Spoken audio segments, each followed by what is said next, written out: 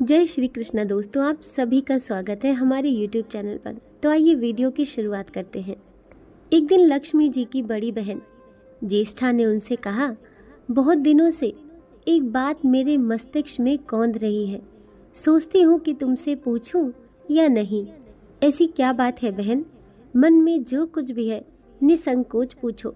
वैसे भी कोई बात मन में न रख कर उसका समाधान कर लेना ही बुद्धिमानी है। लक्ष्मी जी ने मुस्कुराकर कहा, मैं अक्सर यही सोचती हूँ कि सुंदरता में हम दोनों बराबर हैं, फिर भी लोग तुम्हारा आदर करते हैं और मैं जहाँ भी जाती हूँ वहाँ उदासी छा जाती है। मुझे लोगों की घृणा और क्रोध का शिकार होना पड़ता है, जबकि हम दोनों सगी बहनें हैं। ऐसा क्यों?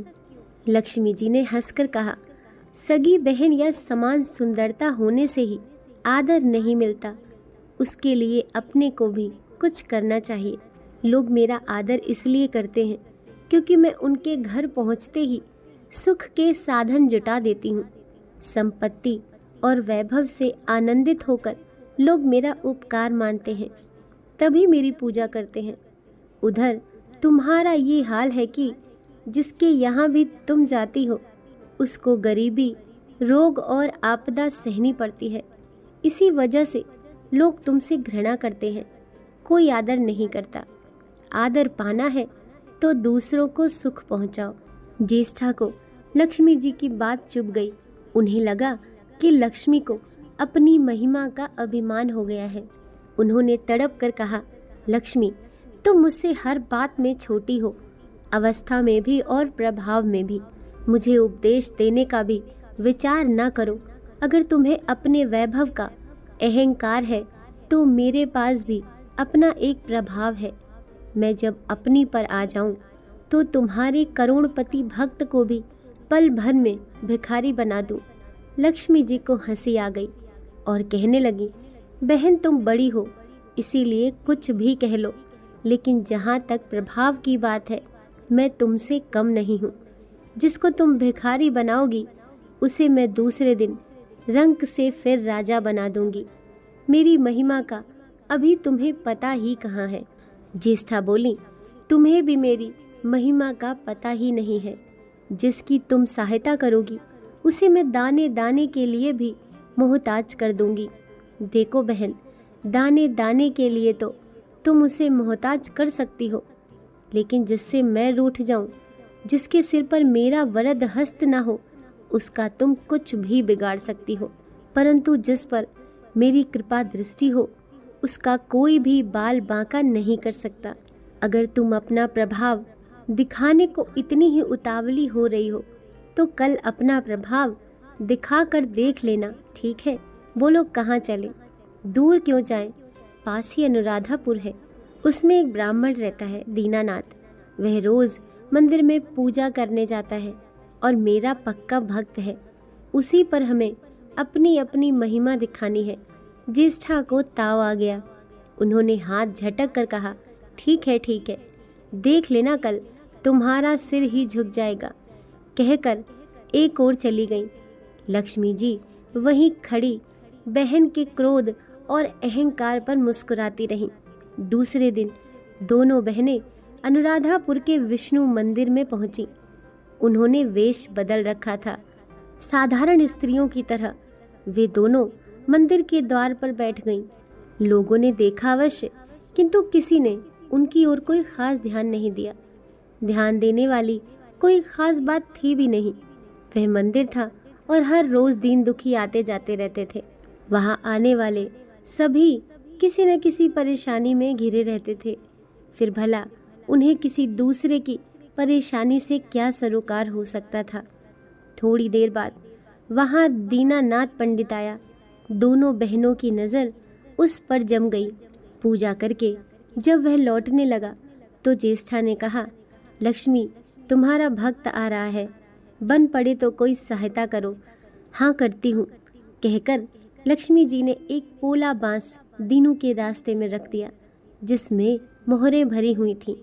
ज्येष्ठा ने बांस को छूकर कहा, अब तुम मेरा प्रभाव भी देख लेना।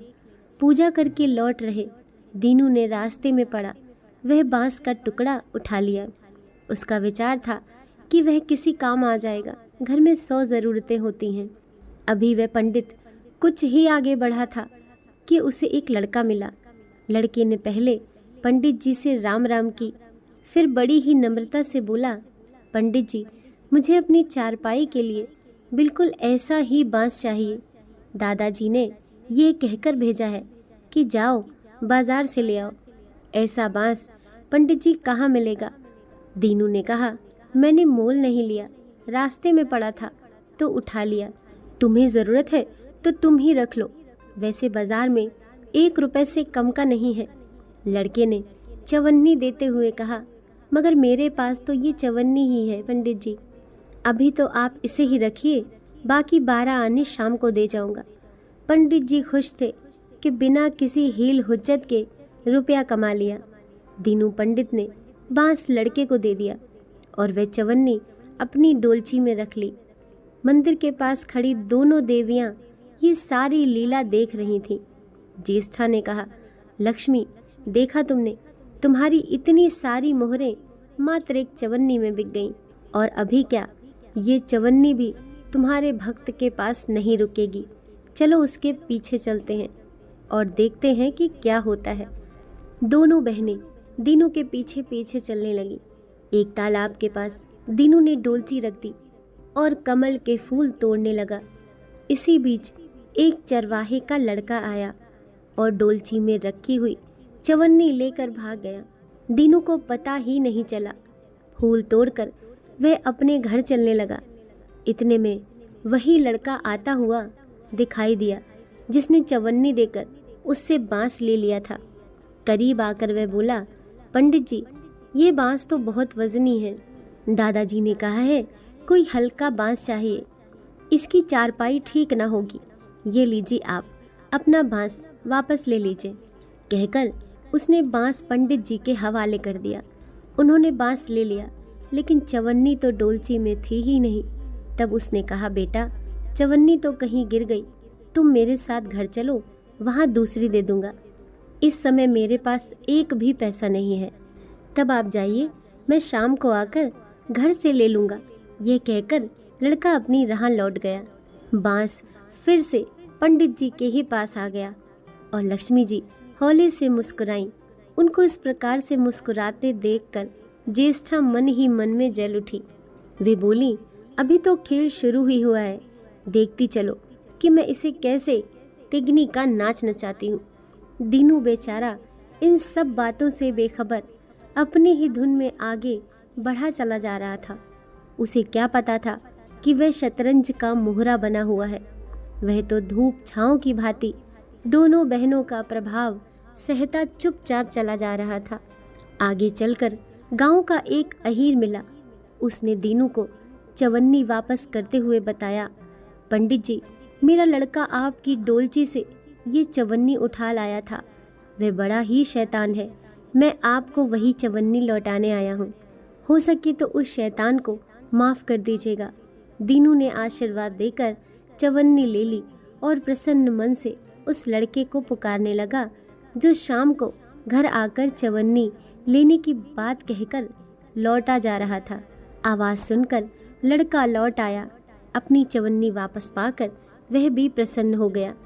दीनू पंडित निश्चिंत मन से घर की ओर बढ़ने लगा। उसके एक हाथ में पूजा की डोलची थी और दूसरे में वही 5 हाथ का लंबा बांस। राह चलते दीनू पंडित सोच रहा था, बांस तो काफ़ी वजनी है तो मजबूत भी होगा, क्योंकि ठोस है। इसे दरवाजे के छप्पर में लगा दूंगा, कई साल के लिए बल्ली से छुटकारा मिल जाएगा। ज्येष्ठा को उसके विचार पर क्रोध आ गया।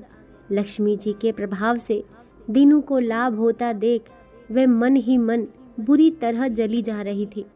जब उन्होंने देखा कि पंडित का घर करीब आ गया है, तो कोई उपाय ना पाकर उन्होंने दीनू को मार डालने का विचार किया। उन्होंने कहा, लक्ष्मी, धन संपत्ति तो मैं जीत ही लेती हूँ, अब तुम्हारे भक्त के प्राण भी ले लूँगी। देखो वह किस तरह तड़प तड़प कर मरता है। और वे तुरंत सांप बनकर दीनू की ओर दौड़ पड़ी। लक्ष्मी जी को तनिक भी घबराहट नहीं हुई। वे उसी तरह खड़ी मुस्कुराती रहीं। सहसा दीनू चौंक पड़ा। एक भयानक सांप फन उठाए उसकी ओर झपट रहा था। प्राण तो सभी को प्रिय होते हैं, उपाय रहते कोई अपने को संकट में नहीं पड़ने देता।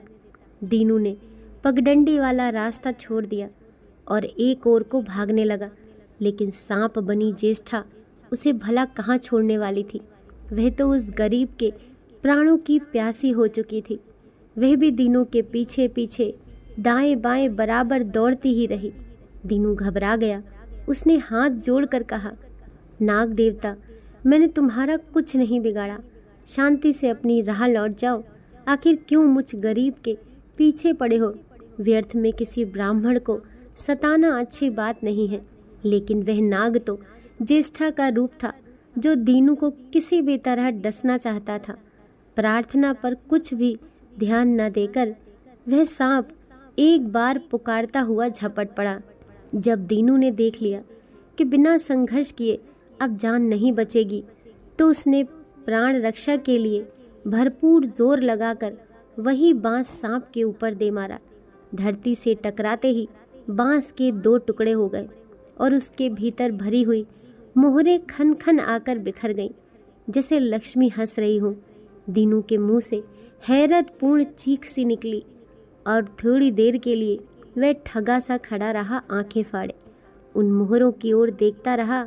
एक पल के लिए तो सांप को भूल ही गया, परंतु फिर जैसे उसे झटका सा लगा। सांप का ध्यान आते ही उसने उसकी ओर गर्दन घुमाई तो देखा कि बांस की चोट से सांप की कमर टूट गई और वह लहूलुहान अवस्था में झाड़ी की ओर भागा जा रहा है।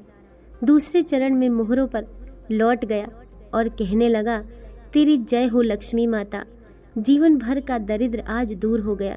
तेरी महिमा कौन जान सकता है। चलो अब घर में बैठकर तुम्हारी पूजा आरती करूँगा।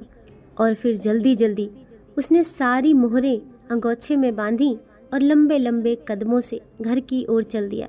पीछे एक पेड़ की छाया में खड़ी लक्ष्मी बहन अपनी ज्येष्ठा से मुस्कुरा कर पूछ रही थी, कहो बहन, सच बताना, बड़प्पन की था मिली कि अभी नहीं? बड़प्पन किसी को कुछ देने में ही है, उससे छीनने में नहीं। ज्येष्ठा ने कोई उत्तर नहीं दिया। वे चुपचाप उदास खड़ी रहीं। लक्ष्मी जी ने उनका हाथ पकड़कर कहा, फिर भी हम दोनों बहनें हैं, जहाँ रहेंगे साथ साथ ही रहेंगे। दोस्तों, कहानी पसंद आई हो तो वीडियो को लाइक कीजिए, चैनल को सब्सक्राइब कीजिए। मिलते हैं अगली कहानी के साथ।